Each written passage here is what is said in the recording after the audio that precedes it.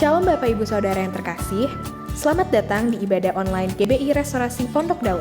Mari kita siapkan hati dan diri kita untuk beribadah, ikut berdoa, memuji dan menyembah Tuhan, serta mendengarkan firman Tuhan dan mencatat. Sebelum kita beribadah, mari kita lihat pengumuman untuk minggu ini. Ibadah doa pagi online via Zoom, setiap hari Senin sampai Jumat pukul 5 pagi. Doa pagi ini untuk seluruh cabang Rayon 2 Bandung.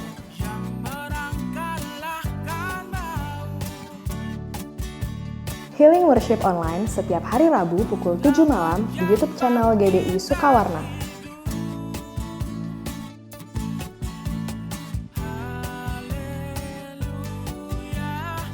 Ibadah Rumah Doa Online setiap hari Sabtu pukul 10 pagi di YouTube channel GBI Sukawarna.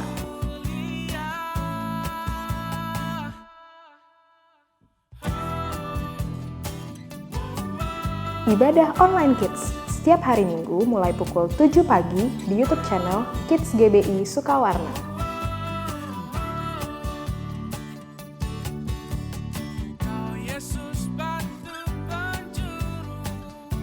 Ibadah online GBI Restorasi Pondok Daud setiap hari Minggu mulai pukul 7 pagi di YouTube channel GBI Restorasi Pondok Daud.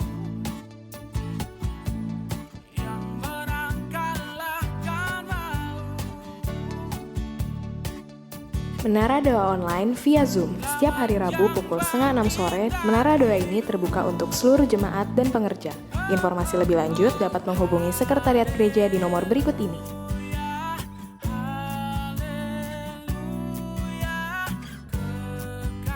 Bagi saudara yang rindu mendapatkan pelayanan doa, konseling dan pelayanan lainnya, dapat menghubungi Sekretariat Gereja di nomor berikut ini.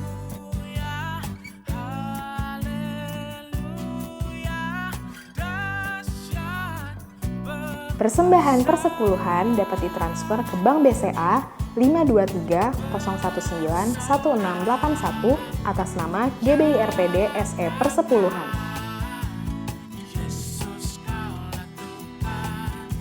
Persembahan diakonia dapat ditransfer ke Bank BCA 523-019-1664 atas nama GBI RPD SE Diakonia.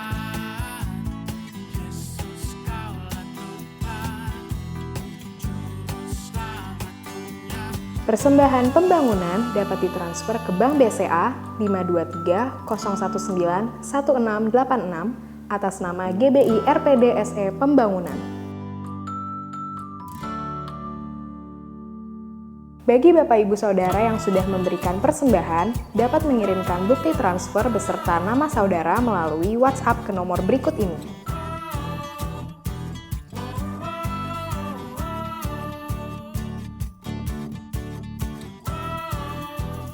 Bagi Bapak Ibu Saudara yang ingin mengetahui informasi mengenai kegiatan GBI Restorasi Pondok Daud, dapat mengikuti media sosial GBI Restorasi Pondok Daud berikut ini.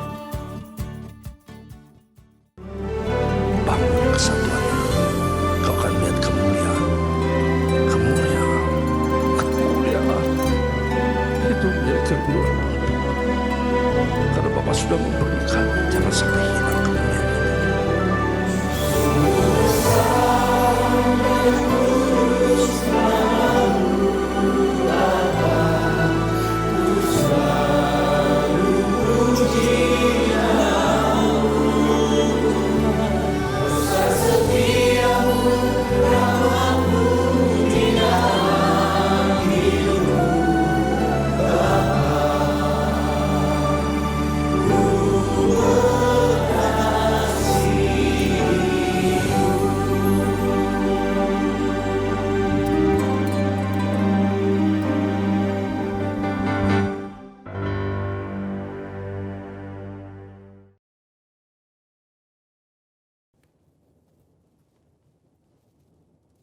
Shalom saudara, dalam edisi Voice of Pentecost kali ini, kita akan membahas mengenai hati-hati dengan mulutmu.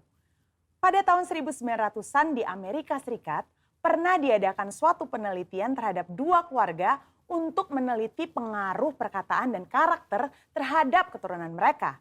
Secara mengejutkan, hasil yang didapat adalah keluarga Jonathan Edwards yang mendidik anak mereka sesuai perkataan firman Tuhan memiliki keturunan yang berhasil. Sedangkan keluarga Max Jukes yang tidak memperhatikan perkataan mereka sesuai dengan firman Tuhan memiliki keturunan yang buruk dan tidak berhasil. Hal ini membuktikan bahwa perkataan kita memiliki kuasa bagi masa depan kita. Yesaya 50 ayat 4 dikatakan, Tuhan Allah telah memberikan kepadaku lidah seorang murid, supaya dengan perkataan aku dapat memberi semangat baru kepada orang yang letih lesu. Setiap pagi ia mempertajam pendengaranku untuk mendengar seperti seorang murid. Pertanyaannya sekarang, bagaimana caranya agar lidah kita disebut sebagai lidah seorang murid? Yang pertama, mengendalikan setiap perkataan yang keluar dari mulut kita. Yakobus 3 ayat 5, 6, dan 8 berkata, demikian juga lidah, walaupun suatu anggota kecil dari tubuh, namun dapat memegahkan perkara-perkara yang besar. Lihatlah, betapapun kecilnya api, ia dapat membakar hutan yang besar. Lidah pun adalah api. Ia merupakan suatu dunia kejahatan dan mengambil tempat di antara anggota-anggota tubuh kita sebagai sesuatu yang dapat menodai seluruh tubuh dan menyalakan roda kehidupan kita. Sedang ia sendiri dinyalakan oleh api neraka, tetapi tidak seorang pun yang berkuasa menjinakkan lidah. Ia adalah sesuatu yang buas, yang tak terkuasai, dan penuh racun yang mematikan. Hal ini harusnya menyadarkan kita bahwa dosa perkataan atau dosa lidah bukanlah sesuatu yang main-main. Daud sendiri menyatakan bagaimana dia memiliki tekad yang kuat untuk menjaga dirinya supaya jangan berdosa dengan lidahnya. Daud memberikan sebuah istilah menahan mulutnya dengan kekang, di mana kekang artinya melakukan kontrol, memegang kendali terhadap mulut atau perkataan kita. Memang bukan sesuatu yang mudah, tapi bukan merupakan hal yang mustahil karena dengan pertolongan dari Roh Kudus, kita pasti bisa melaluinya. Yang kedua, menyadari bahwa semua perkataan kita diperhatikan oleh Tuhan. Perkataan merupakan ekspresi hati dan ungkapan dari apa yang kita pikirkan. Tuhan melihat kita jauh ke lubuk hati kita yang terdalam. Ia mengetahui segala motivasi hati kita. Mungkin orang lain dapat kita bohongi dengan perkataan manis dan lembut yang sebenarnya hanya sekedar menutupi hati yang busuk atau pikiran yang jahat. Tapi Tuhan tidak dapat dibohongi. Daud menyatakan dalam Mazmur 139 ayat 4, sebab sebelum lidahku mengeluarkan perkataan, sesungguhnya semuanya telah kau ketahui, ya Tuhan. Dalam konteks dunia modern saat ini, di mana media sosial menjadi salah satu sarana komunikasi yang dipakai untuk mengungkapkan ide, pendapat, komentar, informasi, bahkan curahan isi hati, jari-jari kita sebagai alternatif lidah atau bisa dikatakan sebagai lidah yang menuliskan perkataan kita di medsos juga harus kudus. Jangan sampai jari-jari kita mengetikkan pesan hoax, yaitu berita sembarangan yang tidak terbukti kebenarannya, apalagi yang menimbulkan perpecahan, kebencian, kebingungan, bahkan penyesatan bagi orang-orang yang membacanya. Yang ketiga, mulut kita senantiasa memperkatakan firman dan puji-pujian. Salah satu cara efektif untuk menjaga agar kita tidak salah menggunakan perkataan adalah dengan menggunakannya secara benar, yakni dengan cara senantiasa memperkatakan firman Tuhan dan puji-pujian kepada Tuhan di setiap waktu, di setiap keadaan, di setiap situasi kepada semua orang. Sambil kita memuji-muji Tuhan, ingatlah apa yang Tuhan nyatakan melalui Yakobus dalam suratnya. Jikalau ada seorang menganggap dirinya beribadah, tetapi tidak mengekang lidahnya, ia menipu dirinya sendiri. Maka sia-sialah ibadahnya. Sebagai contoh, bila kita mengalami suatu kejadian yang kurang baik, kita tetap memperkatakan ucapan syukur kepada Tuhan dan bukannya bersungut-sungut, karena firman Tuhan berkata, mengucap syukurlah dalam segala hal. Yang keempat, menyelaraskan perkataan dengan perbuatan kita. Dalam 1 Yohanes 3 ayat 18 dikatakan bahwa kita harus mengasihi bukan hanya dengan perkataan atau dengan lidah saja, tetapi dengan perbuatan dan dalam kebenaran. Perkataan adalah sesuatu yang nyata dan dapat didengar secara nyata. Namun, ketika perkataan diucapkan untuk menyatakan perasaan kasih kepada seseorang, hal tersebut bisa menjadi sesuatu yang tidak berarti apa-apa jika tidak disertai dengan perbuatan nyata seperti yang dikatakan. Misalnya, ketika kita berkata bahwa kita mengasihi Tuhan dengan segenap hati, namun kita malas beribadah atau malas melakukan firman Tuhan, maka perkataan kita tidak bermakna sama sekali. kita perlu menyelaraskan perkataan dengan perbuatan kita. Dengan demikian, membantu kita untuk berpikir sebelum berkata-kata. Amsal 18 ayat 20-21 mengingatkan bahwa hidup dan mati dikuasai lidah. Oleh sebab itu, kita perlu memperhatikan apa yang kita ucapkan. Biar dari mulut kita hanya keluar kata-kata yang membangun, bukan menghancurkan. Menguatkan, bukan melemahkan.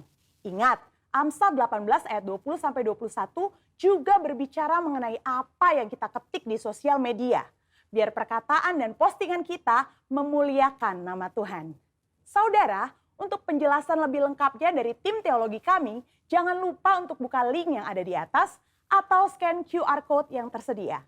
Salam integritas, Tuhan Yesus memberkati.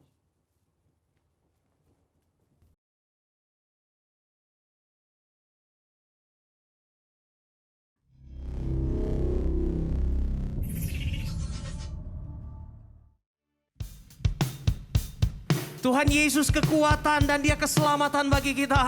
Shalom saudara. Mari bersama-sama lewat ibadah ini kita meninggikan nama Allah yang adalah kekuatan dalam kehidupan kita. Haleluya.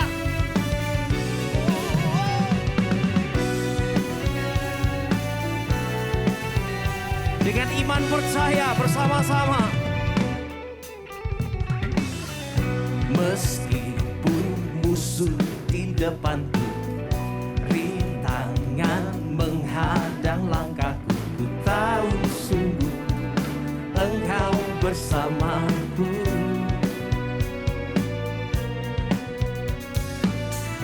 Beribu rebah di kiriku, berlaksa di sisi kananku, ku tahu janjimu Engkau bersamaku. Katakan bersama, takkan pernah goyah. Takkan pernah goyah keyakinanku pada dirimu, Yesus Tuhanku. Tiada yang seperti dirimu. Kaulah kuatku, kebanggaanku, gunung batu dan keselamatanku.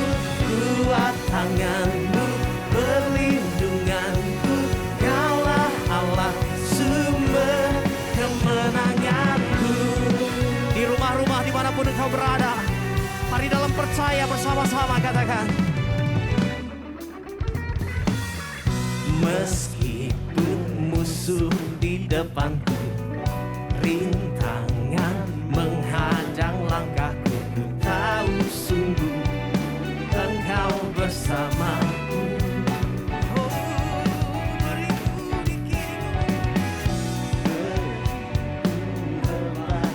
Amin Tuhan. Berlaksa di sisi kananku, ku tahu janjimu Engkau bersamaku. Mari katakan bersama, takkan pernah goyah. Takkan pernah goyah keyakinanku pada dirimu, Yesus Tuhanku. Tiada yang seperti dirimu. Kaulah kuatku, kebanggaanku, gunung batu dan keselamatanku. Kuat tanganku, perlindunganku. Kaulah Allah, sumber kemenanganku. Kaulah kuatku, kebanggaanku, gunung batu dan keselamatanku. Kuat tanganku. Amin Tuhan Yesus. Takkan pernah goyah. Takkan pernah goyah keyakinanku pada dirimu, Yesus Tuhanku. Tiada yang seperti dirimu. Kaulah kuatku, kebanggaanku, gunung batu dan keselamatanku. Kuat tanganmu, perlindunganku. Kaulah Allah, sumber kemenanganku. Kaulah kuatku, kebanggaanku, gunung batu dan keselamatanku. Kuat tanganmu,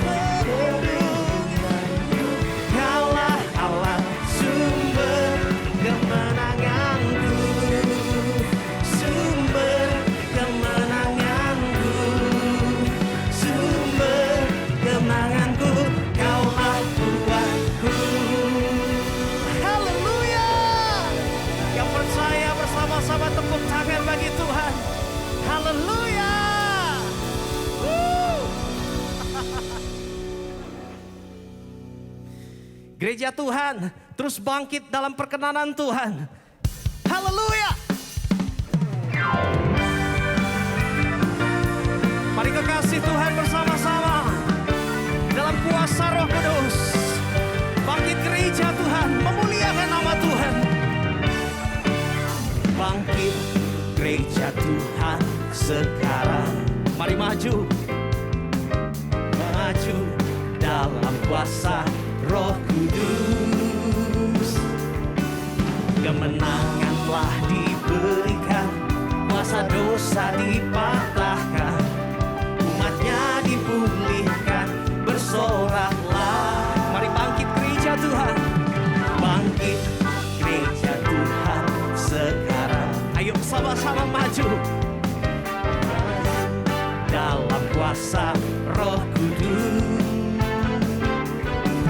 Kemenangan telah diberikan, kuasa dosa dipatahkan, umatnya dipulihkan, bersoraklah. Pengurapannya telah dicurahkan, kuasa mujizat, kuasa mujizatnya pun dinyatakan. Haleluya. Mari kibarkan pancinya bagi kemuliaannya, maju berperang, umat pemenang, rebut bangsa-bangsa bagimu Tuhan. Mari bersama-sama bangkit gereja Tuhan sekarang. Ayo sama-sama maju dalam kuasa Roh Kudus. Kemenangan telah diberikan, kuasa dosa dipatahkan, umatnya dipulihkan, bersoraklah.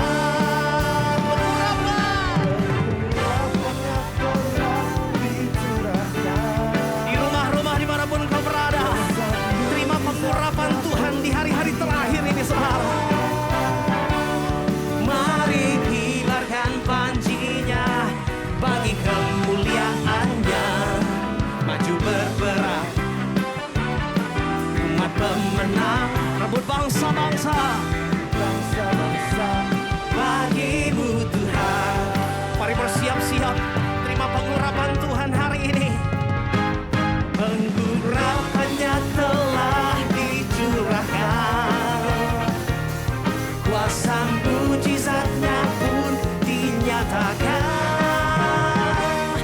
Mari kibarkan pancinya bagi kemuliaannya, maju berperang, umat pemenang, rebut bangsa-bangsa bagimu Tuhan. Maju berperang, umat pemenang, rebut bangsa-bangsa bagimu Tuhan.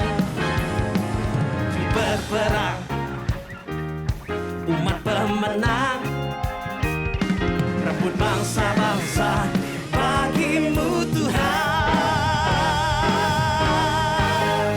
Haleluya. Saya percaya waktu Roh Kudus dicurahkan, maka dia membawa kita untuk berebut jiwa-jiwa bagi kerajaan Allah. Katakan amin. Amin. Maju berperang, umat pemenang, rebut bangsa-bangsa bagi. Maju berperang, katakan bersama-sama. Maju berperang, umat rebut jiwa-jiwa, katakan. Lebih lagi ayo di rumah-rumah, katakan maju berperang. Maju berperang, umat pemenang. Sekarang katakan rebut kota-kota, rebut kota-kota bagi. Sekali lagi katakan maju berperang, umat pemenang, rebut bangsa-bangsa, bangsa-bangsa bagimu Tuhan.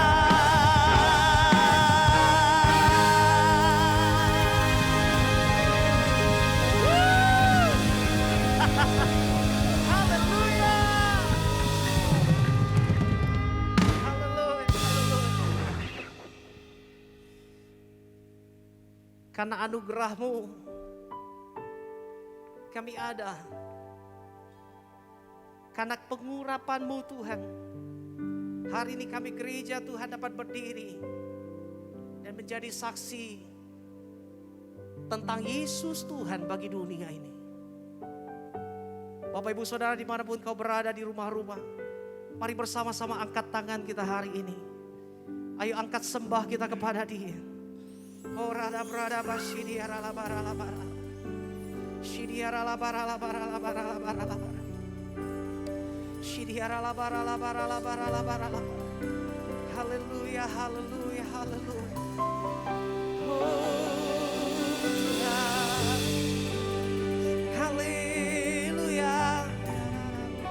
Shidiara la bonia la diara la de.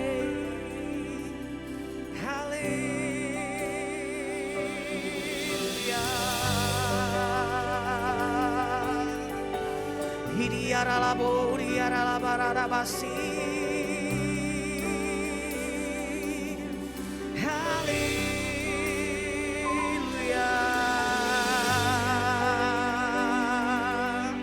Dari tempat ini, dari tempat-tempat di mana kami berada, kami mengangkat tangan kami. Ini gereja-Mu Tuhan, ini umat-Mu Tuhan, ini kekasih-kekasih-Mu. Kami angkat sembah kami Tuhan. Engkaulah kekuatan kami. Engkaulah kemenangan dalam kehidupan kami. Engkaulah keselamatan dalam hidup kami Tuhan. Engkaulah segala-galanya Tuhan. Oh, haleluya. Shidianane.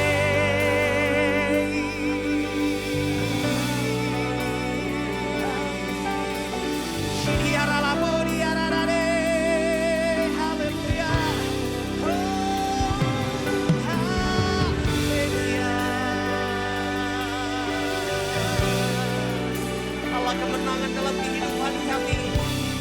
Engkau Tuhan penolong bagi setiap kami. Kekuatan dan perisai dalam kehidupan kami. Kami menyembah-Mu. Kami percaya dalam iman kepada-Mu.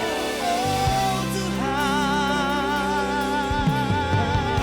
Shidiara labo diara nade diara labo.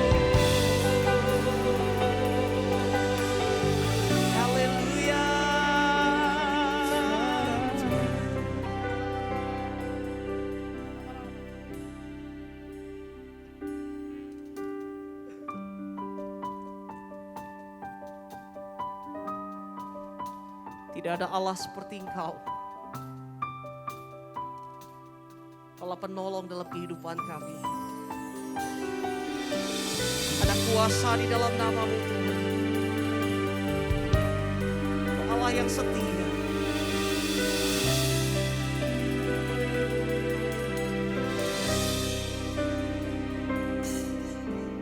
Tiada pernah ku ragukan kasih setia-Mu ya Tuhan. Setiap waktu dalam hidupku tak pernah Kau tinggalkan. Meski langit tampak suram, awan gelap pun menghadang, hadapi badai, lewati gelombang, tak pernah Kau tinggalkan diriku.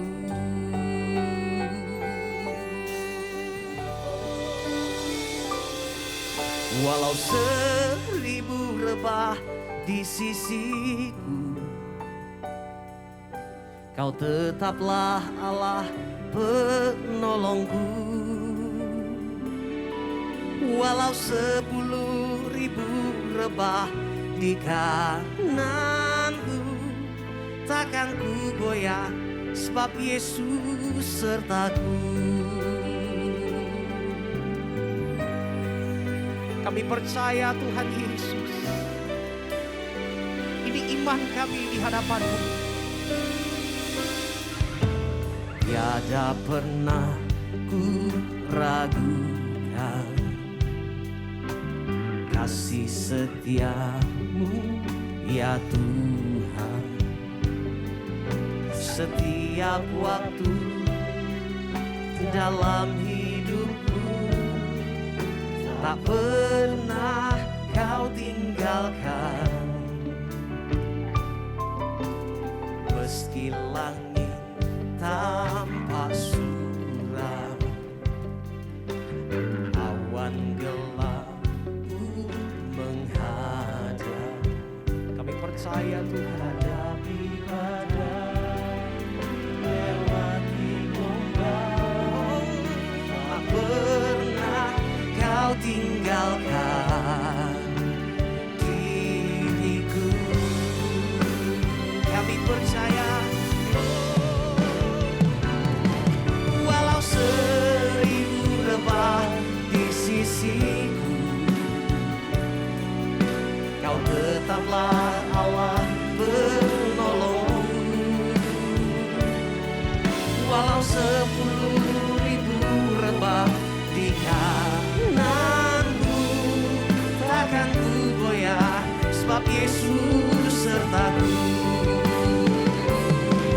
Walau 1000 rebah di sisiku, Kau tetaplah Allah penolongku. Walau 10.000 rebah di kanan. Mari dalam percaya-Mu, umat Tuhan di rumah-rumah, Engkau sendiri dan singers katakan, walau 1000 rebah di sisiku, tetaplah Allah penolongku. Walau 10.000 rebah di kananku. Mari bersama-sama sembah Dia kekasih Tuhan.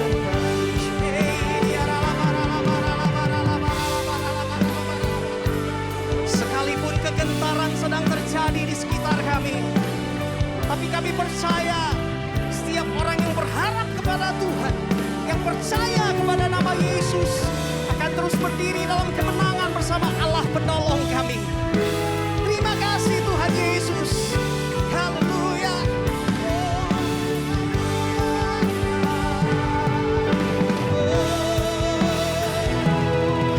Walau 1000 rebah di sisiku, Kau tetaplah Allah penolongku. Walau 10.000 rebah di kananku, takkan ku goyah, sebab Yesus sertaku. Walau 1000 rebah di sisiku, Kau tetaplah Allah penolongku. Walau 10.000 rebah di kananku, takkan ku goyah, sebab Yesus sertaku. Walau 1000 rebah di sisiku, Kau tetaplah Allah penolongku. Walau 10.000 rebah di kananku, takkan ku goyah, sebab Yesus sertaku. Bersama katakan, walau 1000 rebah. Dalam percaya kami menyembah Engkau hari ini Tuhan Yesus. Amin. Mari bersama harapkan Dia kekasih Tuhan.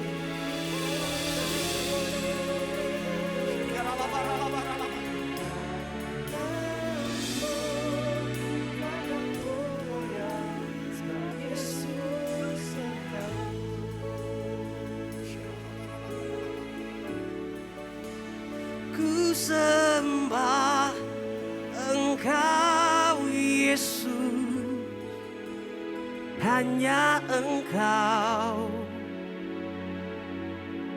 Allah di hidupku. Tiada yang lain, hanya Kau, hanya Engkau Tuhan selamanya. Kau tetap Allah, walau dunia semua bergoncang, tak tergoyahkan, Kau tetap Allah.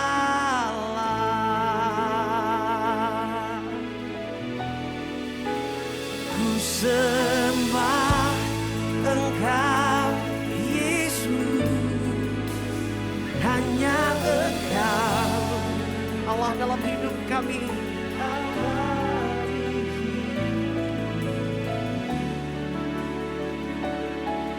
Tiada yang lain, hanya Kau, hanya Engkau Tuhan selamanya. Kau tetap Allah, walau dunia semua bergoncang, tak tergoyahkan. Mari dalam percaya bersama-sama.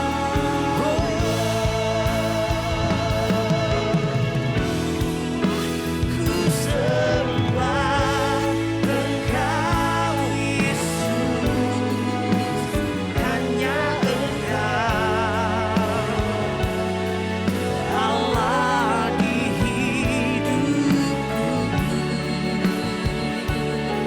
Tiada yang lain, hanya Kau, hanya Engkau Tuhan selamanya. Kau tetap Allah, walau dunia semua bergoncang, tak tergoyahkan, Kau tetap Allah. Kau tetap Allah. Kau tetap Allah.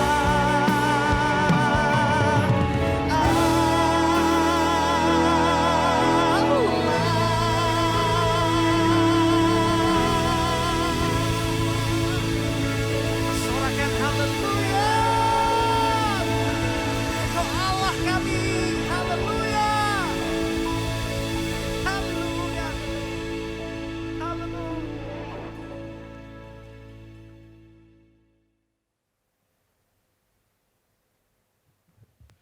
Bapak Ibu Saudara, mari kita bersama-sama mendeklarasikan Pentakosta ketiga. Pentakosta ketiga. Pentakosta ketiga adalah pencurahan Roh Kudus yang dahsyat di zaman ini, melebihi yang terjadi di Azusa Street. Pentakosta ketiga akan mengakibatkan penuaian jiwa yang terbesar dan yang terakhir sebelum Tuhan Yesus datang kembali. Pentakosta ketiga akan membangkitkan generasi Yeremia, yaitu anak-anak muda yang dipenuhi Roh Kudus, cinta mati-matian kepada Tuhan Yesus, tidak kompromi terhadap dosa, dan akan bergerak untuk memenangkan jiwa. Pentakosta ketiga lahir di Indonesia dan bergerak ke bangsa-bangsa. Gerakan ini dari timur ke barat dan akan kembali ke Yerusalem. Pentakosta ketiga akan memberikan kuasa untuk menyelesaikan amanat agung, dan setelah itu Tuhan Yesus datang kembali. Haleluya. Bapa, kami mengucap syukur untuk hari yang baru, hari yang Kau jadikan bagi setiap kami ya Tuhan. Kami percaya ada sesuatu yang baik, ada sesuatu yang indah yang Tuhan rancangkan bagi setiap kami. Dan kami mengucap syukur untuk hadirat-Mu di tengah-tengah kami ya Tuhan. Sebab kami percaya di dalam hadirat-Mu ada kuasa-Mu. Di dalam hadirat-Mu ada pemulihan untuk jiwa kami. Bahkan di dalam hadirat-Mu ada kuasa, ada kasih yang kami butuhkan untuk kehidupan kami. Terima kasih ya Bapa. Kami mau berdoa hari ini untuk jemaat-Mu ya Tuhan. Mereka dimanapun berada hari ini. Mungkin mereka di dalam ketakutan, mereka di dalam kekhawatiran, mereka di dalam kebimbangan. Biar kiranya damai, sejahtera, sukacita-Mu melingkupi mereka ya Tuhan. Dan biar firman Tuhan selalu menuntun kehidupan mereka. Berikan perlindungan kepada mereka dimanapun mereka berada ya Tuhan. Jauhkan dari segala yang jahat, bahkan dari segala virus corona apapun juga. Dipatahkan di dalam nama Tuhan Yesus. Kami mau berdoa juga ya Tuhan untuk gembala kami. Yang kami kasih Bapak Pendeta Dr. Insinyur Niko Nyotora Harjo yang ada di Jakarta. Beserta ketiga wakilnya yang ada di Bandung. Bapak Pendeta Daniel Arif, Bapak Pendeta Karta Laksana Kamarga, dan juga Bapak Pendeta Joni Lumanto. Kami berdoa untuk pemimpin-pemimpin rohani kami ya Tuhan. Kiranya Engkau mengurapi pemimpin-pemimpin kami. Biar kiranya Roh Kudus memenuhi kehidupan mereka. Berikan kepada mereka pengurapan yang baru Tuhan. Berikan kepada mereka hikmat yang baru. Engkau bukakan rahasia firman-Mu. Bahkan juga Tuhan berikan lagi kepada mereka lebih lagi hikmat, marifat, dan kebijaksanaan. Sebagai pemimpin-pemimpin yang mengalirkan kuasa-Mu dan kasih-Mu kepada setiap jemaat-Mu. Terima kasih ya Bapa. Kau pakai Gereja Rayon 2 ini lebih lagi untuk menyelesaikan misi yang Tuhan tanamkan kepada pemimpin-pemimpin kami. Kami juga tidak lupa berdoa untuk bangsa dan negara kami Indonesia. Kau yang memberkati bangsa ini ya Tuhan. Kiranya kasih Tuhan memenuhi bangsa ini. Kami percaya akan ada lawatan besar terjadi atas Indonesia. Kami rindu melihat jiwa-jiwa diselamatkan di Indonesia. Kami berdoa untuk memimpin negara kami, Bapak Joko Widodo, beserta dengan wakilnya Bapak Ma'ruf Amin. Kau memberkati mereka ya Tuhan, seluruh jajaran pemerintah, baik yang ada di pusat sampai kepada di daerah. Untuk TNI dan Polri yang ada di Indonesia Tuhan, berikan roh takut akan Tuhan kepada mereka sebagai seorang pemimpin. Untuk mereka memberikan kebijaksanaan dalam mengambil keputusan di dalam takut akan Tuhan. Kami percaya ada pemulihan atas Indonesia, ada kesembuhan atas Indonesia. Dan sebentar kami mau mendengarkan kebenaran firman-Mu. Engkau yang mengurapi hamba-Mu ya Tuhan, menyampaikan isi hati-Mu. Urapi hamba-Mu ini ya Tuhan, supaya apa yang disampaikan menjadi rema bagi setiap jemaat-Mu. Menjadi sesuatu yang bisa memulihkan kehidupan jemaat-Mu dimanapun mereka berada. Sembunyikan hamba-Mu di balik kemuliaan salib-Mu. Biar nama Tuhan Yesus ditinggikan dan dimuliakan. Di dalam nama Tuhan Yesus kami berdoa dan mengucap syukur. Haleluya. Amin.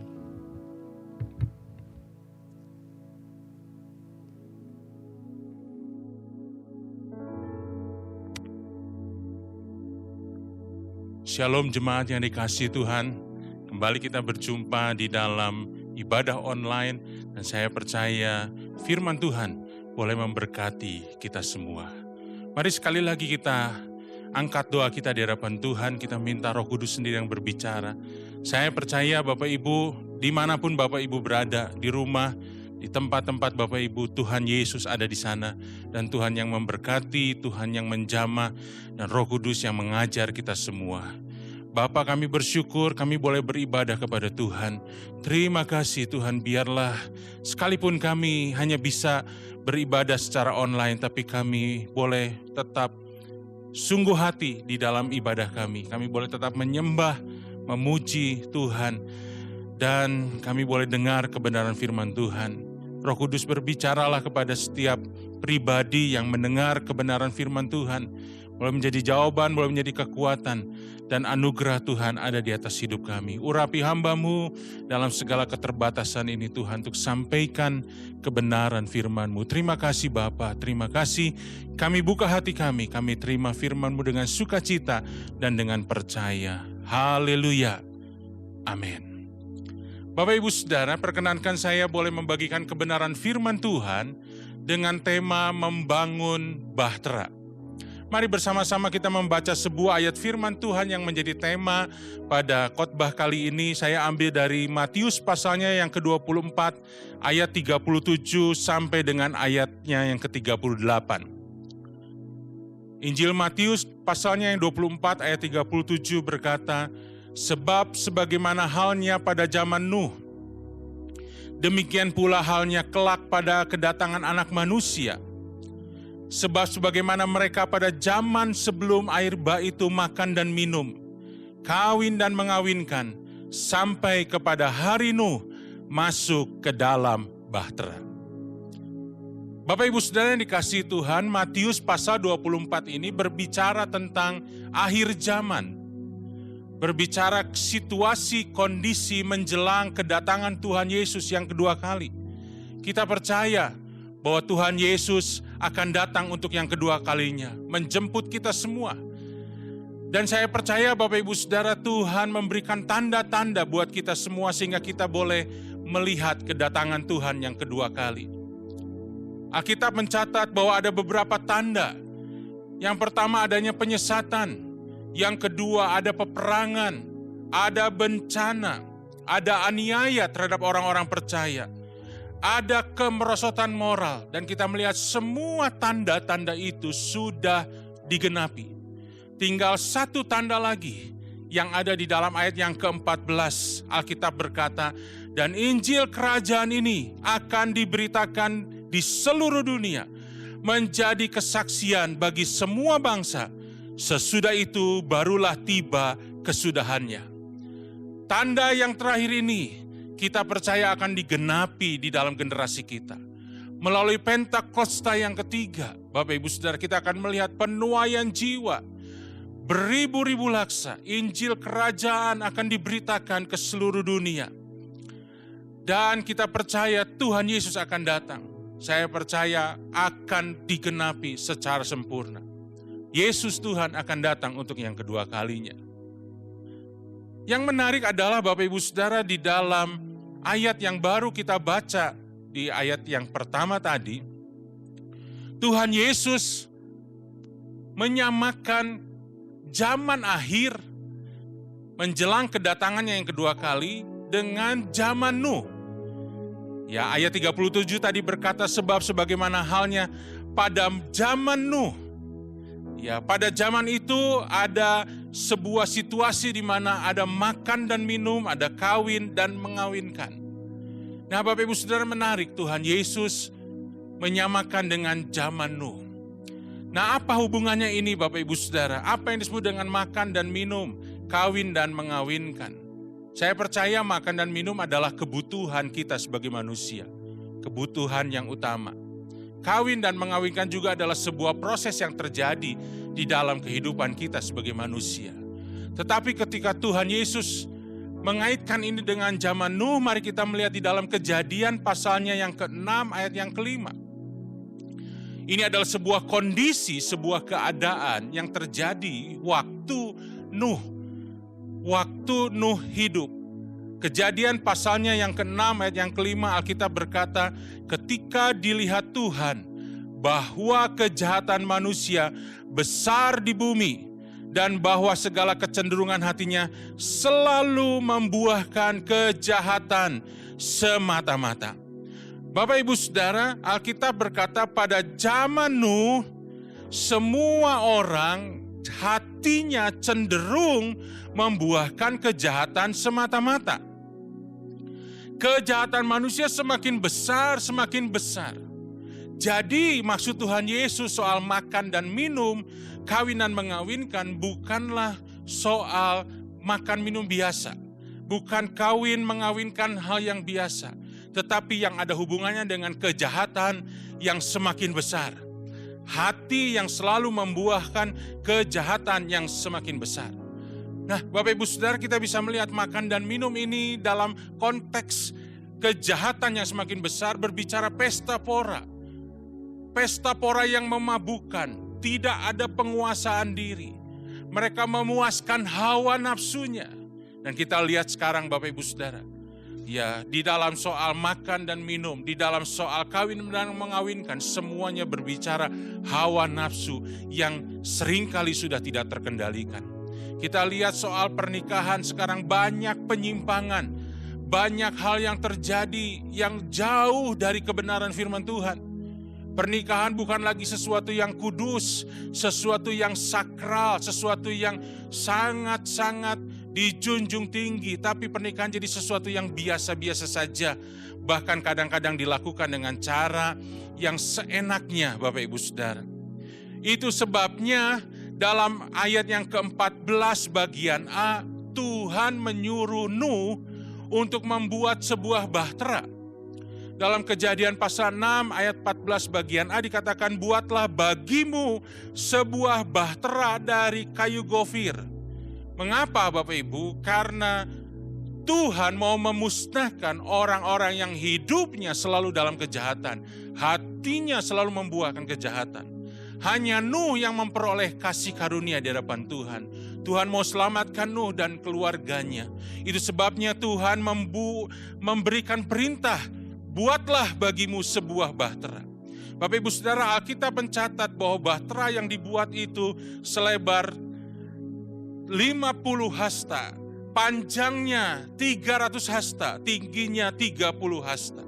Kalau satu hasta itu sekitar 45 cm, maka ukuran dari bahtera Nuh itu sepanjang 135, lebarnya 22,5 meter dan tingginya 13 meter. Sebuah bahtera yang sangat besar. Bapak Ibu, lebih besar, lebih panjang daripada lapangan sepak bola.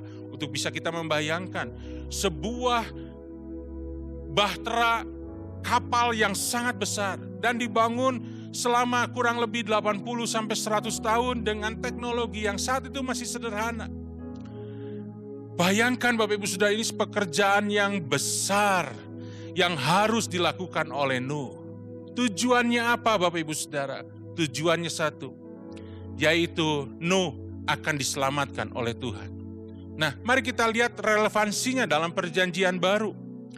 Dalam kitab Ibrani pasalnya yang ke-11 ayat 7 bagian A, Alkitab berkata, karena iman maka Nuh dengan petunjuk Allah tentang sesuatu yang belum kelihatan, dengan taat mempersiapkan bahtera untuk menyelamatkan keluarganya. Relevansinya dalam perjanjian baru Bapak Ibu Saudara untuk kita semua, orang-orang percaya yang hidup di dalam perjanjian baru, adalah Nuh mempersiapkan bahtera untuk menyelamatkan keluarga. Hari-hari ini Bapak Ibu Saudara, Tuhan Yesus mengajar kita juga menghadapi sebuah keadaan sama seperti Nuh, di mana orang hidup dalam kejahatan yang semakin hari semakin besar. Mereka hidup, hatinya hanya membuahkan kejahatan. Mereka pesta pora, mereka masuk dalam keadaan yang sama sekali tidak kudus. Dan kita harus menyelamatkan keluarga kita. Di tengah kondisi yang seperti ini Bapak Ibu Saudara, Tuhan minta kita semua persiapkan bahtera. Itu sebabnya saya mengambil tema, mari bangun bahtera. Tujuannya satu, supaya kita bisa selamatkan keluarga kita. Bapak Ibu Saudara, dari pelajaran tentang Nuh, kita bisa melihat bahwa ada dua sisi di dalam soal membangun bahtera. Sisi yang pertama adalah sisi dari Nuh sendiri. Di dalam Ibrani pasalnya yang ke-11 ayat 7a yang tadi kita baca, dikatakan karena iman maka Nuh dengan petunjuk Allah tentang sesuatu yang belum kelihatan, dengan taat mempersiapkan bahtera. Dari sisi Nuh ada iman dan ada ketaatan. Sebagai orang percaya Bapak Ibu Saudara, mari kita percaya akan kebenaran firman Tuhan. Bahwa apa yang dikatakan Alkitab ialah benar adanya, ya dan amin. Bahwa Tuhan Yesus akan datang yang kedua kali. Dan kondisi sebelum kedatangan Tuhan Yesus kedua kali adalah kondisi yang sangat-sangat buruk, di mana kita harus berjaga-jaga, harus terus berjaga-jaga dalam hidup kita. Bahkan Tuhan minta kita bangun bahtera untuk menyelamatkan keluarga. Selain iman, sama seperti Nuh, kita juga diminta oleh Tuhan masuk dalam hidup yang taat, di dalam sebuah ketaatan. Membangun bahtera bagi Nuh bukan sesuatu yang mudah Bapak Ibu. Belum ada model sebelumnya. Kalau kita disebut kapal, maka kita sudah bisa membayangkan kapal itu seperti apa. Karena kita sudah pernah melihat kapal. Tapi Nuh belum pernah melihat yang namanya kapal atau bahtera. Bahkan teknologi saat itu juga mungkin terlalu sederhana. Bayangkan Bapak Ibu Saudara, untuk membangun itu butuh puluhan tahun. 80 tahun sampai 100 tahun bahkan bisa lebih Bapak Ibu. Dan bagaimana Nuh harus menghadapi orang-orang sekitarnya, ejekan, fitnahan, bahkan mungkin gangguan, teror dari orang-orang sekitarnya. Kalau Nuh tidak punya ketaatan, dia bisa menyerah di tengah jalan. Hari ini juga demikian Bapak Ibu Saudara, membangun bahtera untuk keluarga kita bukan sesuatu yang mudah.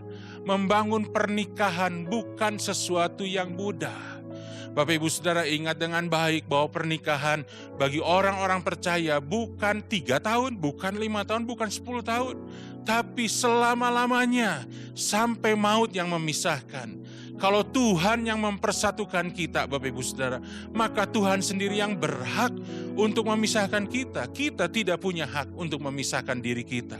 Itu sebabnya kita butuh iman dan kita butuh juga hidup di dalam ketaatan.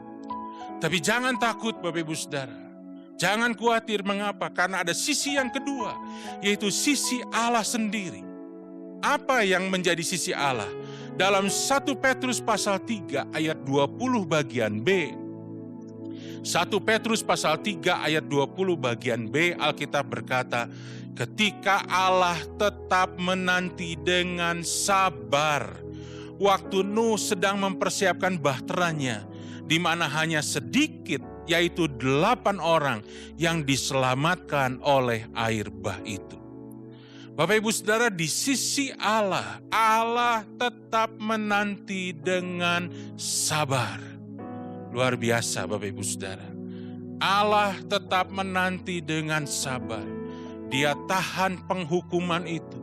Dia tahan air bah itu sampai Nuh berhasil menyelesaikan tugasnya, pekerjaannya di dalam membangun bahtera. Saya percaya Bapak Ibu Saudara, Allah juga tetap sabar ketika Dia menantikan kita membangun bahtera untuk keluarga kita. Ketika kita menghadapi masalah, ketika mungkin kita menghadapi kelemahan, ketika kita mungkin menghadapi ketidaksetujuan, ya mungkin ada perselisihan, mungkin ada masalah yang harus kita hadapi dalam pernikahan, dalam keluarga kita. Tuhan menanti dengan sabar. Dia sabar mencurahkan kasih karunia-Nya buat kita. Dia sabar memenuhi hati kita dengan kasih-Nya. Dia sabar memberikan tuntunan dalam hidup kita. Dia sabar sampai kita siap membangun bahtera itu dan bahtera itu selesai. Dia sabar menunggu sampai keluarga kita, Bapak Ibu Saudara, pernikahan kita itu berkenan di hadapan Tuhan. Ingat dengan baik Bapak Ibu Saudara, kecepatan tidak selalu menjadi sesuatu yang utama. Tetapi daya tahan, kesabaran itu Tuhan berikan supaya kita bisa menyelesaikan. Ada sebuah kisah yang lucu Bapak Ibu Saudara ya, di mana memang ini adalah kisah rekaan Bapak Ibu Saudara. Bayangkan kalau Nuh itu menantikan pasangan-pasangan binatang untuk masuk ke dalam bahtera yang sudah dipersiapkan. Ada harimau, ada citah yang punya kemampuan lari begitu cepat. Ada kelinci yang juga punya kemampuan lari begitu cepat. Tapi juga ada siput Bapak Ibu Saudara. Ada keong yang mungkin berjalan dengan lambat. Tuhan tidak menutup pintu bahtera sampai semua binatang itu lengkap masuk.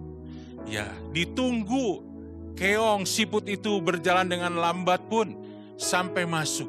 Bapak Ibu Saudara, ada di antara kita yang mungkin bisa melakukan segala sesuatu dengan cepat, puji Tuhan. Tapi bagi kita yang harus terus bergumul.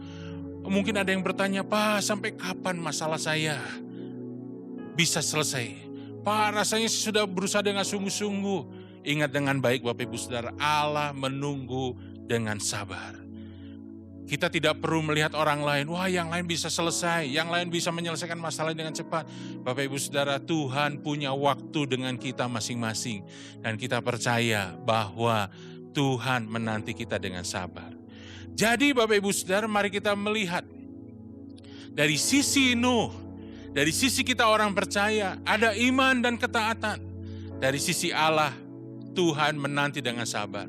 Jangan takut Bapak Ibu Saudara, Allah kita, Allah yang penuh kasih. Seorang bapak gereja, Bapak Ibu, yang bernama Aurelius Agustinus, dia pernah berkata seperti ini. Kita sering tidak peduli pada mujizat yang lamban. Ketika tetesan-tetesan air anggur di pemerasan ladang anggur berubah menjadi anggur. Hanya ketika Kristus mengubah air menjadi anggur lewat sebuah tindakan cepat yang membuat kita terpesona. Bapak Ibu Saudara, kita teringat ada sebuah peristiwa tentang sebuah perkawinan di kota Kana. Dalam Injil Yohanes pasal 2 dikisahkan Tuhan Yesus hadir. Dan kita tahu bahwa pernikahan itu menghadapi masalah yang cukup besar.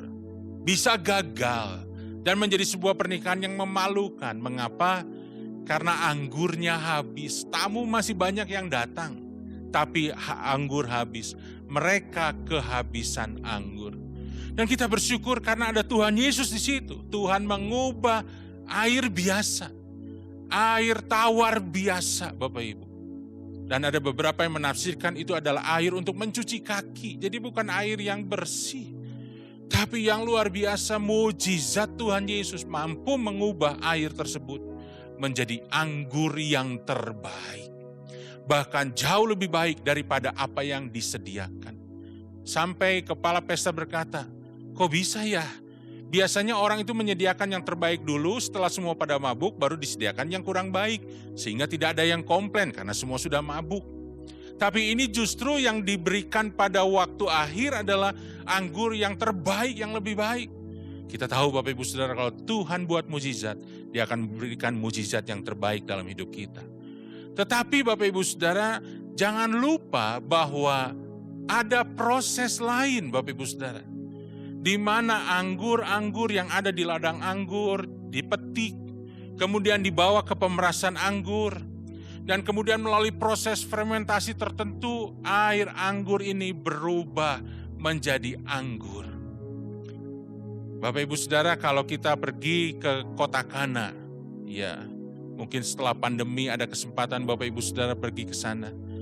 Kalau kita bertanya, saya ingin beli anggur yang dibuat oleh Tuhan Yesus pada 2000 tahun yang lalu, mungkin sudah tidak ada Bapak Ibu Saudara. Yang ada di sana adalah anggur-anggur hasil proses, ya, dari anggur, buah anggur menjadi air anggur, proses fermentasi menjadi anggur Bapak Ibu Saudara.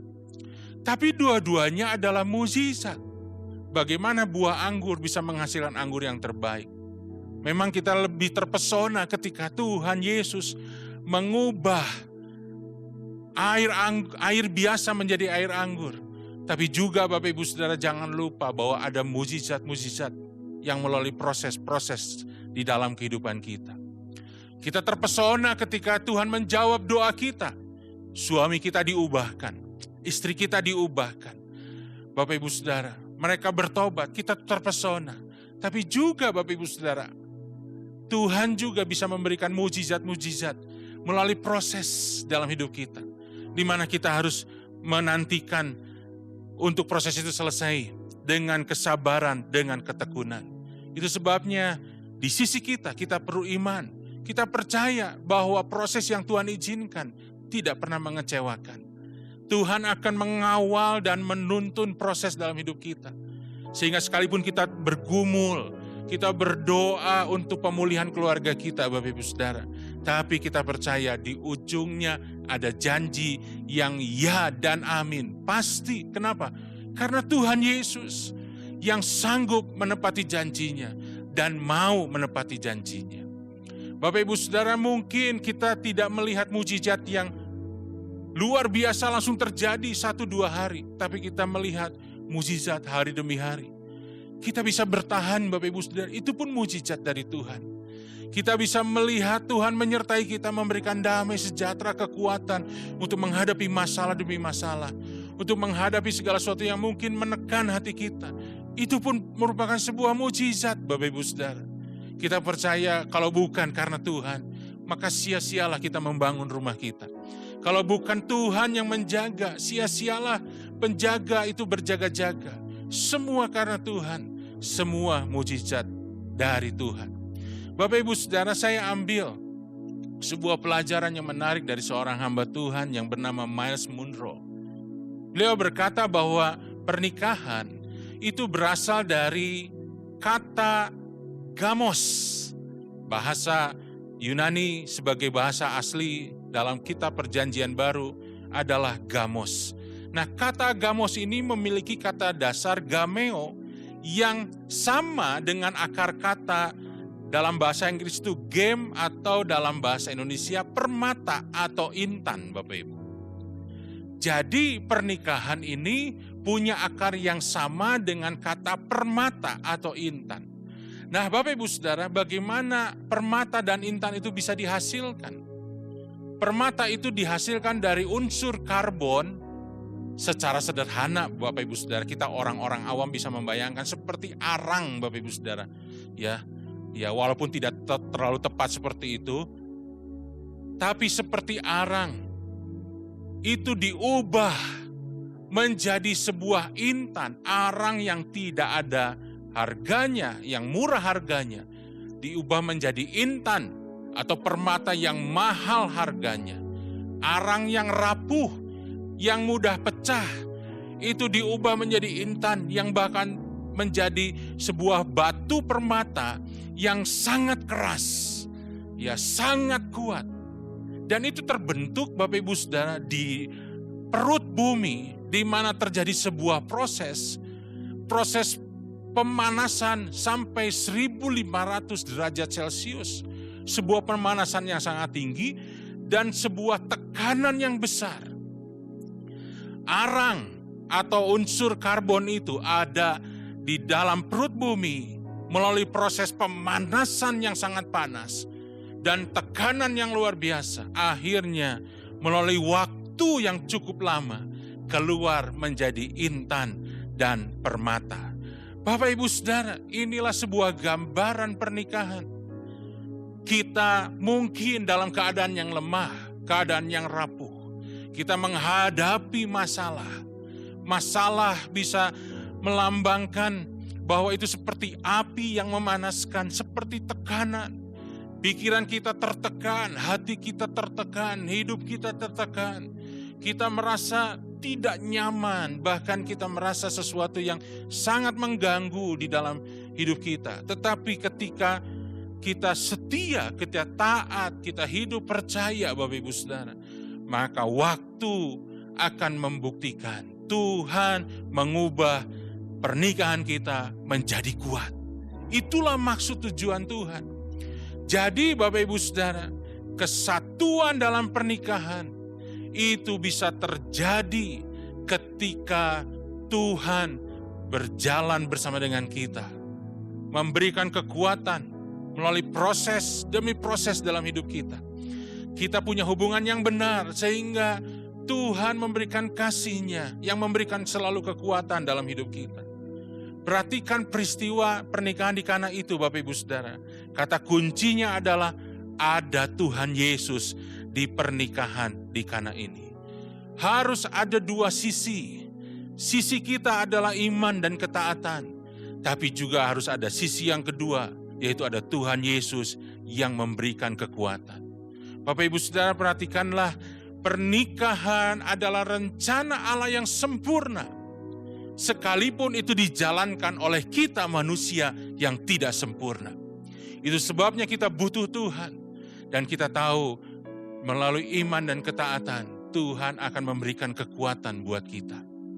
Dan yang tadinya kita rapuh, yang tadinya kita lemah, yang tadinya kita tidak berdaya, melalui kasih karunia Tuhan, melalui proses yang Tuhan berikan dalam hidup kita, kita akan mengalami kekuatan. Pernikahan kita yang tadinya rapuh seperti arang, Tuhan akan buat menjadi kuat. Dan itu Bapak Ibu Saudara adalah sebuah proses yang terus harus kita bangun. Kenapa?